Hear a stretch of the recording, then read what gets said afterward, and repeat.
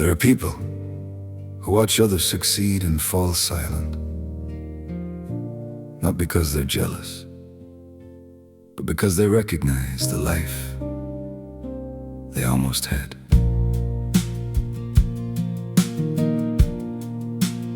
He recognizes the ideas, the drive, the courage, that urge to create something that didn't exist yesterday. He always knew he had something to offer. A lot of people seemed to know it too. But there was one person he wanted to hear it from, more than anyone. She never really said he wasn't good enough. She simply never said, "You're really good at this."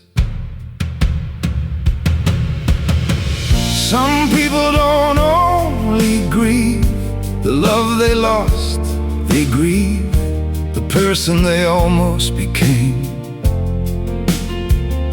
The dreams that stood waiting but never found enough light. The life that was ready to grow but never had the chance. There's a difference between being allowed and being encouraged. I never stopped you, someone might say, and maybe that's true. But an open door isn't the same as a hand at your back. Practical help isn't always the kind of support that builds confidence. Sometimes all a person needs is to hear, "I see what you're capable of." When they never hear it at home, applause from strangers can begin to feel like oxygen. People who are running out of oxygen don't always make wise choices.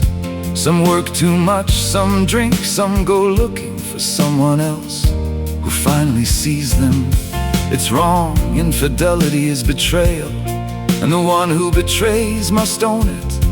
But an explanation is not an excuse. Even our worst decisions have a history, and maybe that story began long before the moment everyone noticed. Some people don't only grieve the love they lost, they grieve the voice that slowly grew quieter, the courage that turned into doubt, the life that kept knocking but was never let inside. After a relationship ends, one explanation is easy. One cheated, one left, one fell apart. Now everyone knows who deserves comfort and who can quietly disappear. People like simple stories, but 20 years together can never be explained by the final chapter alone.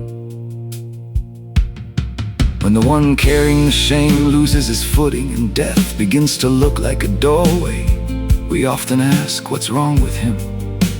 Maybe we should also ask, what happened to him? A breakdown rarely begins on the day it becomes visible. Emotional wounds don't bleed through a shirt. That's why they can remain unseen long after someone needed a bandage. What if those wounds could be seen like bruises on skin? Would we still call him bitter because the pain hadn't gone away? Would we tell him to move on? Or would we finally ask who he was before he broke? When he tries to explain, people may call him bitter. It's a useful word, because then they don't have to hear the rest. They'll say he wants revenge. And suddenly his need to tell his story becomes a character flaw, instead of a struggle to reclaim his own reality. Anger can be wrong, but calmness can be wrong too. And the person who tells the neatest story isn't always the one telling the truest one. So some people don't only grieve the love they lost, they grieve the person they almost became, the gifts that never found their season, the words they waited to hear.